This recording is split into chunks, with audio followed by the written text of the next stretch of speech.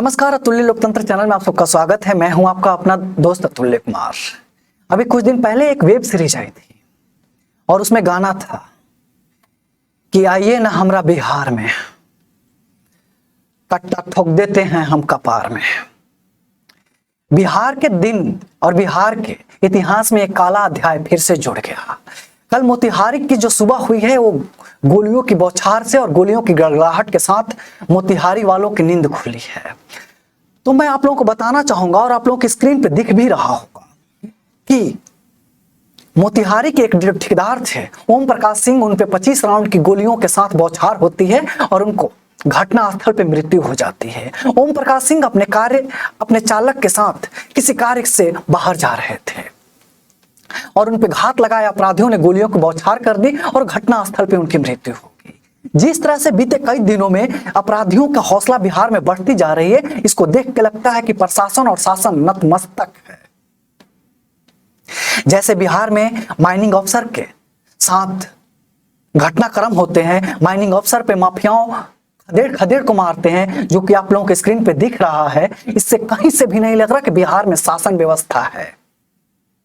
तो मैं आप लोगों को यह भी बता दूं कि बिहार के बीजेपी के सांसद सुशील सिंह सासाराम से औरंगाबाद जा रहे थे। इस दौरान आप लोगों के स्क्रीन पे जो ये लोग देख रहे हैं, उसी घटनाक्रम की ये वीडियो है कि जो माफिया हैं, जो अपराधी हैं, वो एक महिला के गले से सोने की चैन खींच के भाग रहे थे और वो महिला ने आवाज लगाई, गले की चैन छीन के ये लोग भाग रहे थे। तब सुशील सिंह उसी रास्ते से जा रहे थे। वो अपने बॉडीगार्ड और अपने ड्राइवर से कहा कि इनकी पीछा करो और फिर 9 किलोमीटर तक भागा दौड़ी के बाद सुशील सिंह के अंगरक्षक ने इन 3 अपराधियों को पकड़ने में सफलता हासिल की और फिर कान पुलिस महकमे को सौंप दिया गया। इसी बात से अंदाजा लगा सकते हैं कि बिहार में अपराधियों के हौसले कितने बुलंद हैं और किसके ताकत और किसकी बदौलत से ये इस तरह से खुलेआम घूम रहे हैं।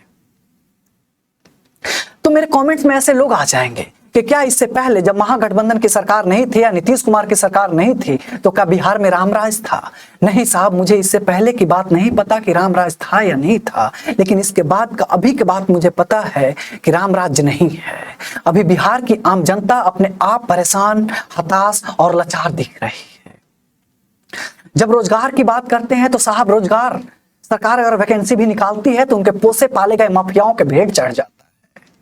अगर सरकार कोई जनता के लिए परियोजना लेके आती है, जैसे कि जल नल योजना हो, तो वो भी उनके सरकारी अफसर जो कि भ्रष्ट नियत विहीन है, उनके भेंट चढ़ जाता है। अगर सरकार कोई कानून व्यवस्था लेके आती है एक आम जनता के लिए कि उसके भला होगा, तो उनके पोसे पाले गए माफियाओं के भेंट चढ़ जाती है, जो कि शराबबंदी होता है। तो सरकार हमेशा से, देश की हो सरकार हो या चाहे बिहार सरकार हो, आम जनता को उनके सुख सुविधा और जरूरत की मुद्दों से भटकाने के लिए धर्म और जाति के नाम पे लड़ा देती है। जैसे कि बिहार में अभी सबसे बड़ा मुद्दा बन चुका है बागेश्वर धाम और बजरंग दल को बैन करो।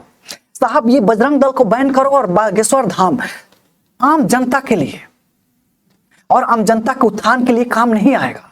बजरंग दल को बैन कीजिए, चाहे उसको खुला रखिए, उससे आम जनता की जिंदगी में उत्थान होने वाला नहीं है, ना कि बिहार के सामाजिक उत्थान होने वाला है। बिहार की सामाजिक उत्थान तब होगा जब उसकी जरूरत के मुद्दों पे सरकार और राजनीतिक पार्टियां चर्चा करेंगी।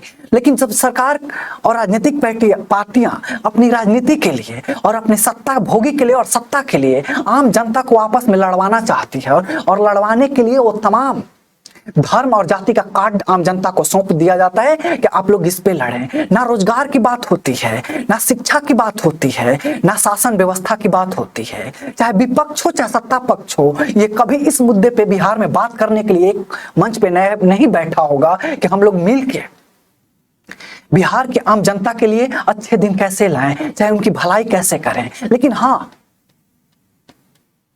अपनी सत्ता की भूख मिटाने के लिए एक मंच पे जरूर आते हैं, जनता को आपस में लड़वाने के लिए एक मंच पे जरूर आते हैं, लोक लुभावन वादे के लिए और अपनी सत्ता की भूख मिटाने के लिए एक मंच पे आते हैं। कभी भी आम जनता की भलाई के लिए जितने भी राजनीतिक भेड़ियां हैं एक मंच पे नहीं आते।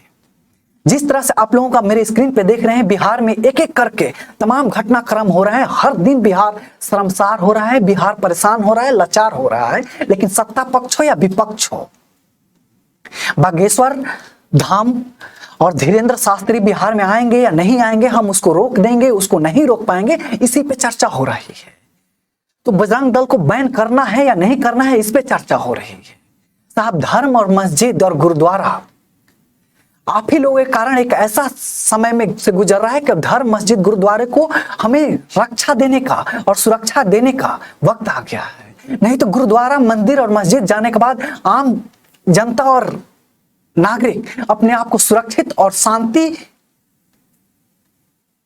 का अनुभव करता था वहां जाने के बाद। लेकिन आप लोगों ने, जितने भी राजनीतिक भेड़ियां हैं, एक ऐसा जहर घोल दिया समाज में कि हर एक समाज के लोग अपनी जाति और धर्म और भगवान को रक्षा करने के लिए मंदिर, मस्जिद, गुरुद्वारे के सामने खड़े हो गए हैं। और स्कूल और स्वास्थ्य रसातल में चला गया है। तो आप लोगों से छुपा नहीं होगा, बिहार की अगर स्वास्थ्य व्यवस्था पे अगर नजर डालें तो एकदम बिहार की नंगा नाच और कलई खुल जाती है। बिहार ऐसे नंगा हो जाता है, अगर किसी भी स्वास्थ्य परियोजना पे बात कर लें, अगर किसी भी हॉस्पिटल की बात कर लें, तो ऐसे नंगा हो जाता है जैसे देख के बिहार सरकार को तो शर्म आए या ना आए, लेकिन आम जनता अपने आप पे शर्मसार हो जाती है कि मैंने ऐसे भ्रष्टाचारियों को चुन के सत्ता में भेजा। आम जनता को सेवा करते करते राजनीतिक भेड़िया इतने महान और इतने पैसे वाले हो जाते कि इनके रुतबा, खून पसीना का, मेहनत और सपने को कुचल देते हैं। आम जनता का सपना और आम जनता के बच्चों का भविष्य इनके जूते की मैल हो जाती है, जो कि राजनीतिक भेड़ियां हैं। मैं कहना चाहूंगा, जितने भी विपक्ष की पार्टियां हो या सत्ता पक्ष की पार्टियां हो, आप लोग एक बार कम से कम आम जनता के लिए लड़ें। धीरेन्द्र शास्त्री बिहार में आए या ना आए, बजरंग दल बैन हो या ना हो, ये इस चीज को दर्शाता है, यानी कि आप लोगों को जनता की मुद्दों से और जनता के मुद्दों पे बात करना नहीं है। क्या धीरेन्द्र शास्त्री बिहार की आम जनता के जरूरत की मुद्दों से बड़े हैं? मंदिर मस्जिद, किसी भगवान ने आके नहीं कहा था कि आके मेरे मंदिर मस्जिद को विस्थापित कीजिए। इन तमाम चीजों को हमने अपनी राजनीति और सत्ता को चमकाने के लिए किसी भी तरह के मुद्दों को समाज में उठा देते हैं। अभी आप लोगों के स्क्रीन पे ये भी वीडियो दिख रहा होगा, जिसमें आरजेडी के एक विधायक हैं, वो कह रहे हैं कि जितने भी ब्राह्मण हैं वो रसिया से आए हैं। मैं ये आरजेडी के विधायक से पूछना चाहूंगा, ये ज्ञान कहां से लेके आते हैं? अपनी सत्ता की भूख मिटाने के लिए समाज को किस तरह से और किस भट्टी में झोंकना चाहते हैं? मुझे लगता है कि जितनी आपकी ज्ञान है और जिस तरह की आप बातें कर रहे हैं, इस संवैधानिक पद पे बने रहने के लिए आपकी कोई नैतिक जिम्मेवारी नहीं है। और जितनी आपकी ज्ञान है और जैसी आप बातें कर रहे हैं, इससे पहले आप पे देशद्रोही और फिर समाज में जहर घोलने का कोई केस नहीं हो सकता। तो नहीं साहब, ये आम जनता के लिए जितने भी कानून हैं वो आम जनता के लिए है। राजनीतिक भेड़िया और सत्ता भोगी लोग और जितने भी महानुभाव हैं जो कि हमारे अपने आप को समाजसेवी कहते हैं, उनके लिए कोई कानून व्यवस्था नहीं है। जितने भी कानून व्यवस्था है वो आम जनता के लिए है और आम नागरिकों के लिए है, उनके शोषण और दमन के लिए है। इनके मुंह में आएगा वो जो भी कह देंगे। हमारे गांव में कहा जाता था कि अगर भगवान ने मुंह दिया है तो उससे हगिए मत, बोलिए। लेकिन बिहार और देश के राजनेता अपने सत्ता की भूख मिटाने के लिए मुंह से बोलते नहीं हैं, हगते हैं।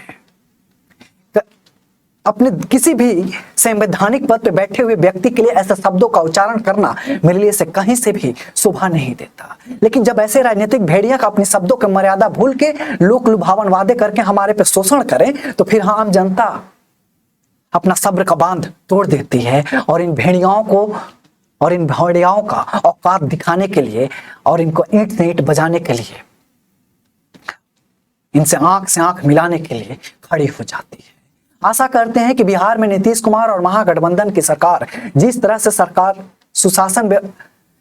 शासन और प्रशासन लाचार और हताश है, इसके लिए कार्यवश्य करेगी। बिहार में आप लोगों के स्क्रीन पे दिख रहा होगा कि बुलेरो को जो प्रशासन है ये धक्का मार के चला रही है। ये क्या किसी अपराधी और माओवादी और माफियाओं को पकड़ेंगे? इनका पेट्रोलिंग का गाड़ी ही नहीं चल पा रहा है। आप लोगों स्क्रीन पे देख लीजिए कि जिस तरह से बिहार में पेट्रोलिंग की गाड़ियां नहीं चलेगी, ये पुलिस क्या पकड़ेगी अपराधियों को? इनको गाड़ी स्टार्ट होने से पहले अपराधी काम करके किसी और राज्य में पहुंच चुके होंगे और भाग चुके होंगे। जब तक इनकी गाड़ी स्टार्ट होगी तब तक ये अपराधी कहीं और पहुंच चुके होंगे। ऐसी पुलिसकर्मियों के तो इनकी जान को खतरा है, इनको बचाने की जरूरत है। कहीं पुलिस पे ही हमारे अपराधी हमला ना करते हैं। तो ऐसी ही खबरें आती हैं बिहार में कि थाने पे अपराधियों ने हमला कर दिया और बंदूकें लूट ली गई। ये बिहार की पुलिस की ताकत है और बिहार की कानून व्यवस्था है। हमें अपनी व्यवस्था को मजबूत करना होगा। अगर व्यवस्था मजबूत हो जाएगा तो बिहार की शासन व्यवस्था भी अवश्य अपने आप को मजबूत कर लेगी। लेकिन मजबूत इरादे के लिए मजबूत सरकार की जरूरत होगी और मजबूत सरकार के लिए पक्षपात नहीं करना होगा और सत्ता भोगी नहीं होना। अब नियत साफ करना होगा, तभी किसी आम जनता के लिए आप काम कर सकते हैं। अगर सत्ता भोगी हैं और सत्ता के लिए आप काम कर रहे हैं तो आम जनता का तो उसमें भलाई हो ही नहीं सकता, क्योंकि आपके हर एक परियोजना में आपकी निष्ठा और आपका हवस जो कि सत्ता की भूख है वो मिटाने के लिए आप काम करेंगे। और ये कई दशकों से बिहार में चलता आ रहा है। जब से मैं होश संभाला है तब से नीतीश कुमार और आरजेडी का ही सरकार रहा है। नीतीश कुमार कभी बीजेपी के साथ मिलकर बिहार को शोषण किया है तो कभी आरजेडी के साथ मिलकर कानून व्यवस्था का लचर प्रदर्शन किया है। आशा करते हैं कि तेजस्वी यादव एक जो नई ऊर्जा के साथ बिहार राज्य में गठबंधन के सरकार चला रहे हैं, कुछ अच्छा करने के लिए कोशिश करेंगे। अन्यथा वो दिन दूर नहीं है कि बिहार की आम जनता एक बार सरकार पे हमला अवश्य करेगी और फिर आम जनता का जो वार होता है तो सरकार को पैजामा और पतलून और पैर दबाकर और दुम दबाकर भागने के अलावा उसके पास कोई चारा भी नहीं बचता है। इसी आशा और विश्वास के साथ आज का वीडियो मैं खत्म करता हूँ। अगली वीडियो में फिर मुलाकात होगी। तब तक के लिए जय हिंद, जय बिहार, खुदा।